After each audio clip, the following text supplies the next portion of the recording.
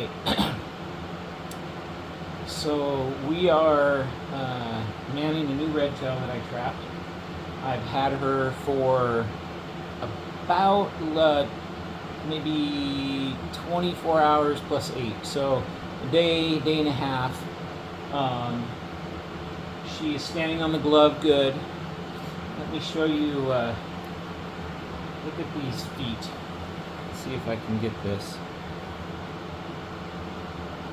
Look at the feet on her. They are massive. She has a scar right there. I believe it's from a squirrel bite, which means she'll be good at hunting squirrels. I'm going to tie her off to my glove.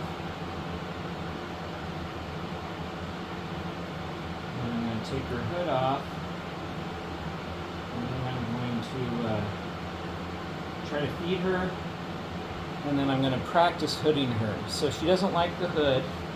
I have a method I use to hood a bird. I call it pressure and then release. Pressure and then release. And the way that works is you get it close to their head and then take it away. You wait for them to relax. Once they relax, you take it away. So you're reinforcing. What they want is that away from them. So what you're saying is when you relax, the pressure stops. So we're going to practice that a little bit too. Right here, just off camera, I will see if I can just show it to you. I have a little bit of, this is some chicken that's been soaked, just off camera here. And then I'm going to have that just right here. Got my forceps. I'm going to take the chicken like this, and I'm going to offer it to her. There's the chicken. I'm going to offer it to her. All right. Okay, here we go. So this is probably the third session that I've been working with.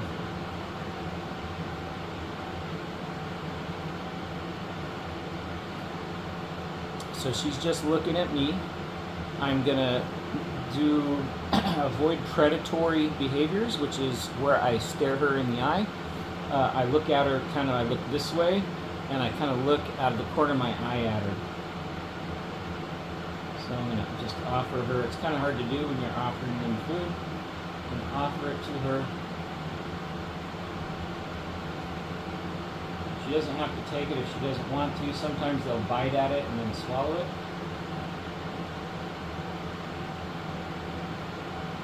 She was eating it earlier today.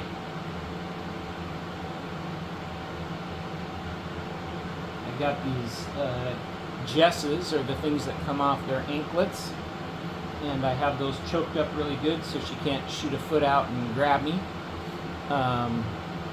Like I said, this is our third session. She's standing there pretty good. Oh, there we go. Let's see if she eats it. She ate it. So this bird, in comparison, is a beast. She came off the trap with no crop. That means there was no food in her pouch there. And she was, when I weighed her, when I got her home, she was 1,600 grams. And that's with that was with the hood and her anklets. So without her gear on, she's probably a solid 1,550. So she is a very big girl. Let's see if she'll take another one. What I really wanted to demonstrate is my hood training method. My last girl, Finley, that I'm going to release, she hooded right out of the gate, really easy. But she was already pretty skinny when I got her. Pretty sure Finley, my last red tail, had aspergillosis, also known as Asper's. So I think that this girl definitely does not. At 1,600 grams, and her keel, so you feel, what you do is you feel the muscle on both sides of their breastbone. And if it's sunken in, that means they're in low condition. If it's kind of flat and meaty feeling and you can't feel the bone very much, that means they're in high condition. This bird is in very high condition. Just trying to see if I can get her to take another one. She's doing really good though. Mind you, I trapped her just a little over 24 hours ago, so I think she's doing really good considering. I'm attempting not to look her in the eye too much. She does have some scars right here. I don't know if you can see that on this toe right here. There's some bite marks. There's a bite mark up there. And on the bottom of her foot, it will be really hard to show you, but when I trapped her, I noticed on the bottom of her foot had been, the pad had been sliced open at some point. I don't know if that was from a squirrel or something sharp in the wild, and it's mostly healed right now, So I'm trying not to look her in the eye. I'm trying to look forward. It's kind of hard to kind of side eye her and not have her feel like I'm staring at her. She's eaten probably a half of a day-old chick at this point, in the last 24 hours. She's calming down really well. I'm actually pretty impressed. Usually a bird that you first get for falconry, when they're really fat like this, it usually takes them a little bit longer to calm down. She's actually, for being so fat, she's actually being pretty calm. So I'm trying not to stare her down. I'm offering her the food. Every once in a while she'll bite it and then take it. She doesn't act like she wants it. Okay, what I'm going to do right now is I'm going to roll my hand a little bit and get her to adjust her foot. There we go. One more time. There we go. That was just because I don't want her to start gripping the glove like really hard. You can see her kind of staring me down like this is nervous. When her wings are out a little bit, that means she's like having a fight or flight reaction. Right now she's kind of standing on the glove. She's looking not at me. She's kind of looking around the room, which means she doesn't perceive me quite so much as a threat as she did earlier. She is staring at me right now. Now she just kind of looks somewhere else. We're going to try it again. Okay, now I'm going to wait.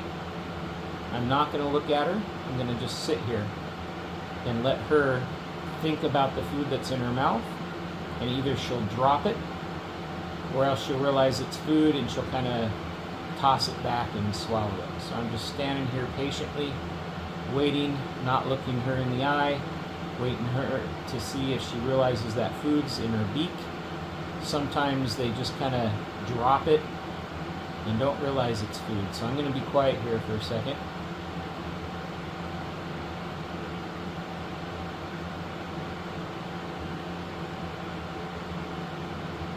There she went. And she ate it. See if we can get another one in. So this is very saturated with water. You don't want a bird to get dehydrated. So I soak it in warm water. This is just a little bit of organic chicken breast. I also use day-old chicks, which has a little better nutritional value, but there's casting material in it. And you have to be careful of the casting material when they're in a hood, the thing over their head, because they can't cast a lot of times when they're in that hood. Okay. She may or may not want it. Trying not to look her in the eye. It's difficult to watch what I'm doing without looking right at her. She's doing good. When I first got her, she was footing and biting, and she was just being crazy. So I'm just going to let her sit here, think about things a little bit, and then I'm going to show you guys my hooding drill. It takes a lot of patience to train a bird not to be afraid of the hood. A lot of falconers that I know use this method. Some falconers, I think, try to rush it a little bit, and it takes a lot of patience. So what I'm going to do is take this hood in my hand, and I'm just going to see that reaction. I'm going to hold it right here. Her wings are up. She's nervous. I'm going to roll my foot a little bit, get her foot. Okay, the wings are back. Okay, so pressure and release. If you pull the hood away when she does that, you've trained her to, when she sees the hood, to go into defensive mode. So we're going to try it again. Bring the hood up, wait for her to relax. She relaxed right there. Remove the hood. When I say remove the hood, move the hood away from her. Okay? So I'm going to move her a little closer to the screen, and I'm going to show you guys this drill. Let's see if I can shift my weight a little bit. Okay? All right, here we go. Pressure, pressure, pressure. Stop, wait. I'm reading her wings, reading her body language. She is relaxing just slightly. I move the hood away. Okay? And this is what I do probably for 10 or 15 minutes. I do not put the hood on. I move it closer, move it away when she relaxes. Move it closer, move it away when she relaxes. And I do that until it's almost on, and I still move it away over and over and over again. So I'll probably edit this video because this is probably going to take 10 or 15 minutes, but I'm going to go ahead and keep doing it here. She's a little nervous. I'm waiting. There. She relaxed. I move it away. Wait a second. I move it closer. She's showing a little tension. I wait. Reading the wing droop. The wings are relaxing a little bit. I move it away. When they're really comfortable, they'll tuck their wings behind their back. Drooping wings is still a little bit of nerves. Spread wings, when they spread their wings out like she did earlier. The other thing I got to do with her is she has worms. She has tapeworms. I can't give her medicine. I can, but it's like forcing it down her throat. So what I like to do when I give them their medication that kills the parasites, the internal parasites, is wait until they're readily taking food from the glove, from the forceps, and then I slip a little pill in there, and down the hatch it goes, and that helps get rid of all the worms. So here we go. She's still feeling defensive. I'm going to wait. Okay, some pressure. She started to poof up. She relaxed. I'm going to spin it a little bit and let her look at it. And then when she relaxes, right there, move it away. I know the hood's probably covering her head and you can't see it quite right, but yeah, this is a good method that's worked for me training birds that don't like the hood. Okay, we're getting it closer. She's staring at it. She hasn't bit at it. She looked at me for a second, and I'm going to bring it closer. I'm going to touch her with it. You don't want to pull it back if they bite it. If you pull the hood away when they bite, you're teaching them to bite. So you let them bite for a second, you let them think about it, and then when they relax or stop, that's when you move the hood away. So what you've taught them is when you're aggressive, the pressure doesn't stop, and when you relax, the pressure does go away. It's the same with horse training. My wife and I used to have a horse ranch in Idaho, and when you're training a horse that doesn't want to be caught with a halter, you do it's called approach and retreat. You walk up a little bit. If the horse tries to run away, you back off. So you get closer, and then you back off. You get closer, and then you back off. There's a bait, and there's a recovery. That wasn't bad. Now we'll wait for her to relax. There, she tucked her wings. Here you go. Getting closer, backing it away. Getting closer, backing it away. I'm trying not to stare at her. I'm looking just past her so that when she looks at me, she doesn't see a predator staring her down, getting ready to eat her. She sees somebody just sitting here next to her and not doing anything aggressive. Approach and retreat. Approach. That time I almost touched her nose with it. Approach. She started to think about biting it. Approach. Wait, wait, wait. She didn't bite. Pull it away. Approach and retreat. Approach. And she's thinking about biting. She stopped. Now I pull it away. When I first got her, all she did was foot and bite, and I mean, it's natural. She was in the wild, and this is all new to her. Getting closer, she's thinking about biting. She stopped, pull it away. It's really interesting. You can watch their eyes, the pupils, and it will like go really small and then dilate and go really big as they're kind of processing. Birds of prey are very visual. Okay? Pull it away. I almost got it going up over her beak right now. There we go, pull it away. And what you're training her is that the hood isn't going to attack you and kill you. It's just going to come up and go away, come up and go away. And then eventually it comes up, you almost get it on, and you still pull it away. And you do that over and over and over. And then pretty soon, you get the hood on. This bird, I wish I would have filmed it. If that hood got anywhere near her, there was a little bite. I'm waiting, I'm waiting, I'm waiting. She closed her beak, I pull it away. So you don't pull it away when they bite, because that teaches them that if they bite, it stops. You want to release it on a positive note. Okay, there. Her beak almost went all the way inside. Not through the hole, but there's a little bite. Waiting, waiting, waiting. Relax. Right there. Now I pull it away. So I've been at this for several minutes, and I'm just going to keep doing it. I'll probably edit this video and either time lapse it or cut out the middle. Okay? Her head was halfway in that time. And you just do this over and over and over. Oh, there was a bite. Okay, she's biting it. I'm not going to do anything.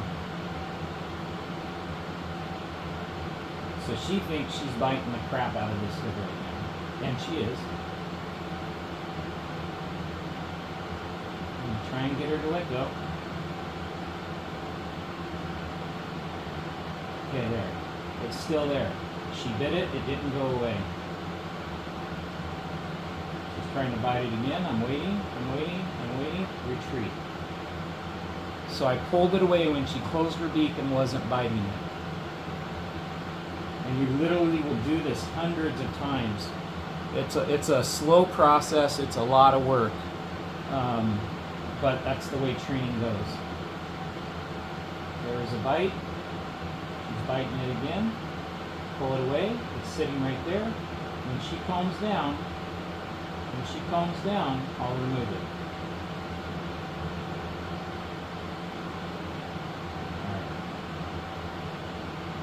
So what I wasn't going to do is remove it while she was biting it, because the biting, you reinforce the biting when you do that. All right, it's almost past her eyes now. It's almost past her eyes now.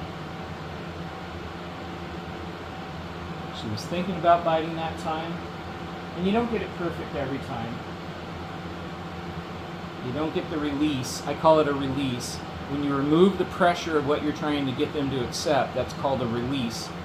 And in the horse world, there's a horse trainer that taught my wife and I pretty much everything we know about horses. His name is Jeff Spencer, Spencer Training in Idaho. And he used to have a saying that was, what you release is what you teach. What you release is what you teach. A release is when you remove pressure. So I'm putting pressure. She's calm, I release. I just taught her that if she's calm, the pressure goes away. Okay? What you release is what you teach. There's some biting. I'm keeping the pressure up, waiting, waiting, waiting, waiting, waiting, waiting. Remove the pressure. Her beak was closed. She was still kind of pulling back a little bit, but she wasn't being aggressive. Pressure. All the way over the beak and back. She didn't even try to bite that time. Pressure.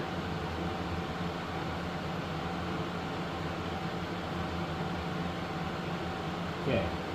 So her beak was all the way inside the hood. She tried to bite. I moved it up a little bit. Her beak was in there, and then when she stopped, I removed it. Just doing this over and over.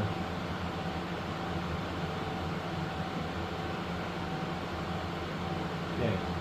So now I'm just going to let her look at it.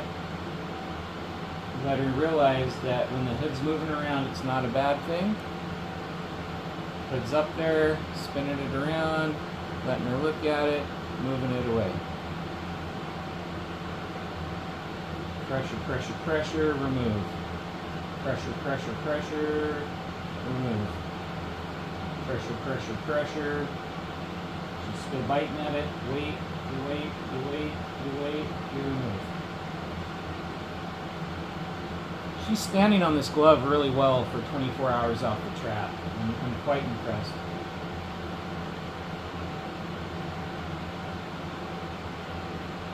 Okay, she's biting it. She thinks she's teaching it a lesson. So I'm putting even a little more pressure on her. When you bite, pressure does not go away. And now I'm removing it. Okay, that time I almost got it on. I did not go all the way. I did not put it on her. And I'll do this over and over and over. Almost get it on and remove it.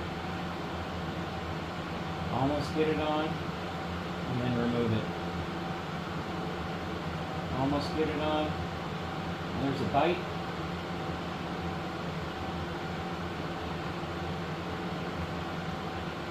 It's still there. It's still up there. Pressure's still on. It's almost resting on her head. Her eyes were still showing. And I remove it. I'm just going to keep doing this.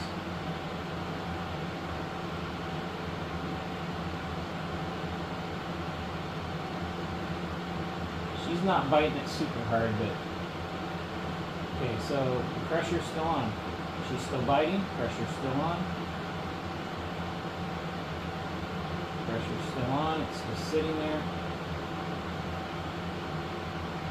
Pressure's still on. Just thinking about biting. And I remove it.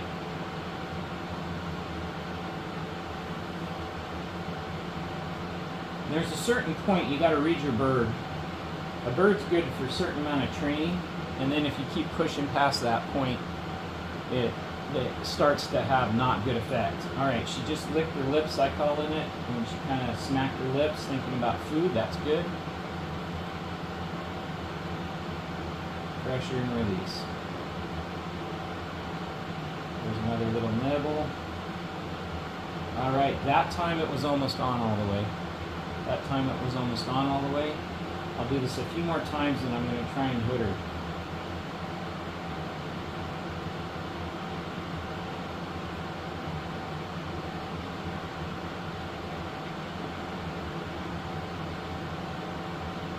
I'm tipping her forward a little bit because she rocks back when I bring the hood up.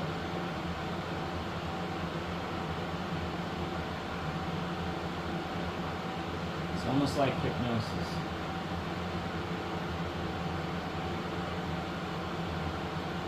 Okay, her mouth's open, she's a little stressed, I'm going to let her relax. I'm not looking at her, I'm looking past her, a little off to the side. There, the mouth is closed for the most part. There we go, pressure again.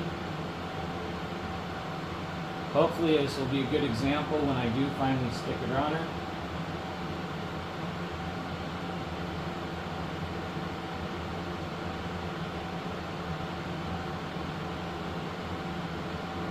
Caress her chest with it. Some falconers do this. It's like a hypnosis thing, I think.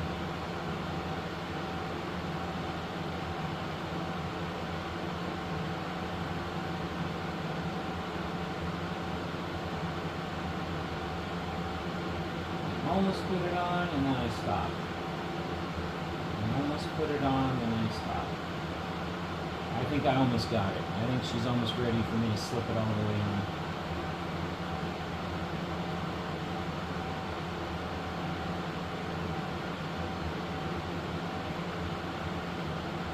There it is. Her hood is on. There you go. That's my hood and drill. That's how I do it. Then you can kind of push it on there a little better. And you close it.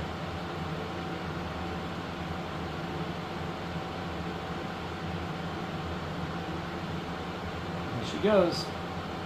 She is now hooded. And she didn't bait. So the pressure release. Very similar to when you try to halter a horse that doesn't want to be caught. Approach and retreat. Pressure and release. And I wish I would have filmed it, but when she saw the hood before, she'd freak out, she would hang, she'd bait off the glove and just hang there. So I'm going to keep doing this every time I hood her, and hopefully within a few days of this training, I'll just be able to pop that hood on without any problem. So there you go. Hope you guys learned something new. Thanks.